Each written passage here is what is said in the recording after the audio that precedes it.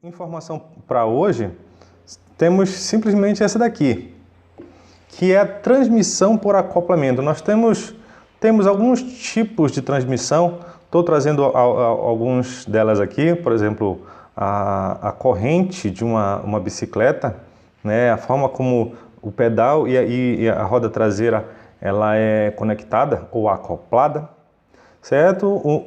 Também um motor, no caso ali parece ser um compressor. Então nós temos um motor ali em cima do compressor e vemos uma correia ali em cima. E também temos rodas dentadas, né, ou engrenagens conectadas. Então é interessante como esses dispositivos eles transmitem as suas grandezas angulares. Como por exemplo, se você for perceber na roda da bicicleta, o pedal gira e esse movimento é repassado para a coroa lá de trás da roda traseira, que faz com que esse movimento da coroa traseira é transmitido para a roda. E imagino que você conheça como funciona, né? Ou pelo menos tenha noção do que acontece dependendo do tamanho da coroa que a corrente estiver. Mas olha aqui, o que nós precisamos? Perceber o que é transmitido. Ó, nesse primeiro aqui, o desenho inferior esquerdo, seria parecido com o que acontece ali no motor, ali no compressor ou na própria bicicleta. Uma coisa que é transmitida é que ou a correia do compressor ou a corrente da bicicleta, toda ela tem a mesma velocidade tangencial. Então, você está vendo? Todos os pontos A, B, C, D, eles estão se deslocando com a mesma velocidade tangencial, ou escalar no caso aí, certo? Independente se as partes desse dispositivo tenham raios diferentes. Então aqui eu posso dizer que a velocidade tangencial é igual. E da mesma direção com que essa circunferência A, com raio A, gira, é a mesma direção também que o B gira. Dá para ver, né? Então, se esse aqui estiver girando no sentido horário, o de raio B também vai girar no sentido anti-horário.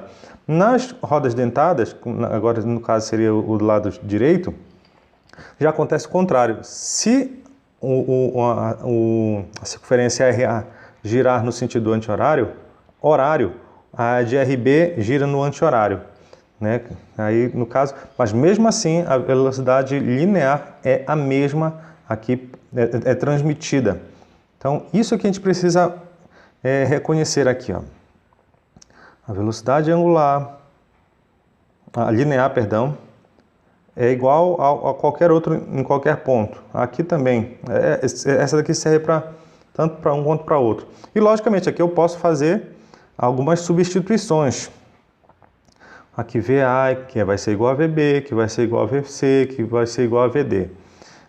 E aí eu posso substituir a velocidade angular do caso da circunferência A vezes o raio dela vai ser igual a velocidade angular já da circunferência B e o raio B. Então você percebe o que está acontecendo aqui? Quanto maior o raio, então deixa eu trocar aqui a caneta, quanto maior for o raio, vou colocar aqui o RB, se o raio dessa coroa aqui da bicicleta, por exemplo, for grande, significa que a velocidade angular vai ser pequena. Não sei se você já percebeu isso, mas quanto maior essa coroa aqui do pedal, ela vai girar menos, né? Para poder essas grandezas inversamente proporcionais continuarem executando o movimento. Então deixa eu enquadrar aqui para nós essa relação que é interessante, certo? E logicamente, você pode ampliar isso aqui porque você conhece que a velocidade angular é 2πf. Então, 2πf, no caso FA e RA, que seria a frequência dessa circunferência da esquerda, e 2, o ômega B, eu vou trocar por FB, 2πfb. Muito bem, esse 2π cortou com outro 2π e ficou que a frequência de A vezes o raio de A igual a frequência de B vezes o raio de B. Também outra relação interessantíssima, quanto maior a frequência, ou quanto maior o raio, menor a frequência. Também podemos ter essa ideia.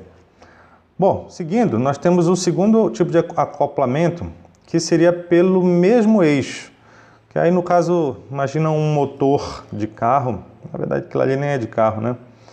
É um motor de, sei lá, de bomba d'água, alguma coisa assim.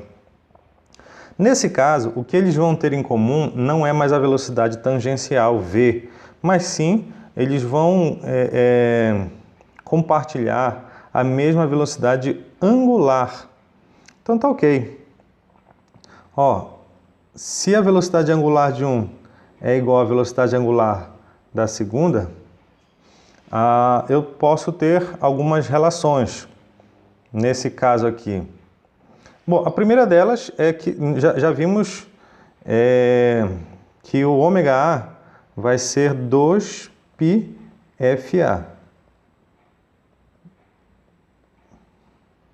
Então, dá para perceber que também as frequências são iguais quando temos esse tipo de acoplamento. Só que da mesma relação ômega A igual a ômega B, eu posso tirar a velocidade angular, né? a tangencial, que no caso vai ser velocidade de A vezes o raio de A. Então, agora é bem interessante, porque quanto maior o raio, né? Deixa eu colocar aqui quanto maior o raio, maior vai ser a velocidade tangencial. Então, nesse caso aqui, essas grandezas são diretamente proporcionais. Muito bem.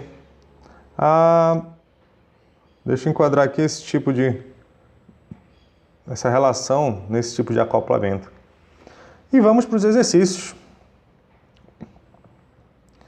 Para finalizar.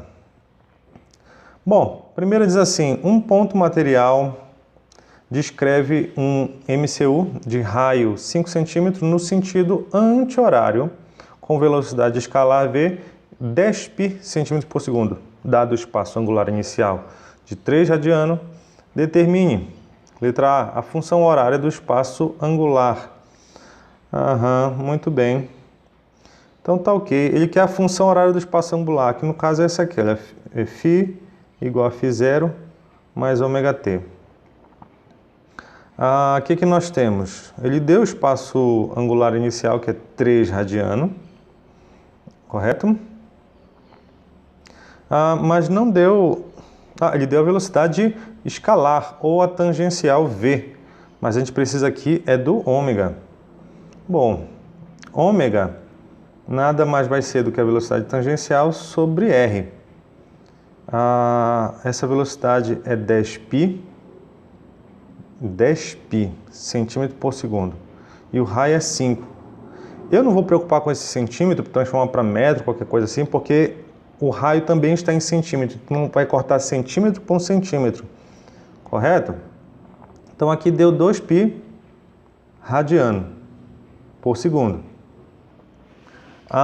Isso aqui é interessante aqui. Eu posso colocar desse jeito, 2π radiano por segundo. Mas se você preferisse, dá para trocar o π por 3,14 ou quantas casas você preferir. São dois tipos de resposta. Eu posso deixar em função de π ou então substituir o π por 3,14. Vai da sua escolha. Mas aqui já morreu a primeira, a letra A. E a letra B? O período e a frequência do movimento. Bom, Com a velocidade angular, eu consigo calcular o período. Bora ver que fórmula seria, né? Então, velocidade angular nada mais é do que o deslocamento de uma volta, que esse é justamente o tempo do período. Correto? Bom, a velocidade angular, nós acabamos de calcular que é 2π. Cortei, passei esse t para lá, ficou 1, no caso 1 segundo. Então esse movimento tem um período de 1 segundo. Em 1 segundo ele dá uma volta completa. Certo. Ele quer a frequência. Frequência é o inverso do período. Essa questão está muito fácil. Então, o período é de 1 segundo. Então, a frequência vai ser 1. No caso, 1 Hz. Certo? Ou, um outro tipo de nomenclatura seria uma rotação por segundo. Ou RPS. Também podemos falar desse jeito. Deixa eu até colocar aqui. 1 RPS. Rotação por segundo. Também é uma forma. A letra C ele pede a aceleração centrípeta do ponto material. A aceleração centrípeta, no caso, pode ser V ao quadrado sobre R, ou aqui a gente deduziu aqui nessa aula, né? Que é ômega ao quadrado vezes R. O ômega tinha dado 2π radiano por segundo, né? Então 2π ao quadrado vezes o raio, que era 5 centímetros. Então 4π quadrado vezes 5, que no 4 vezes 5 dá 20, 20π quadrado. Qual seria a unidade aqui? Como o raio está em centímetro, então quer dizer que ficou centímetro por segundo ao quadrado. Se quisesse, você poderia substituir esse π por 3,14, elevar ao quadrado esse 3,14, para poder se livrar de π aí na resposta. E, de repente, até transformar esse centímetro para... Também era uma possibilidade. E vamos seguindo. Com que velocidade se desloca uma motocicleta cujas rodas de 0,35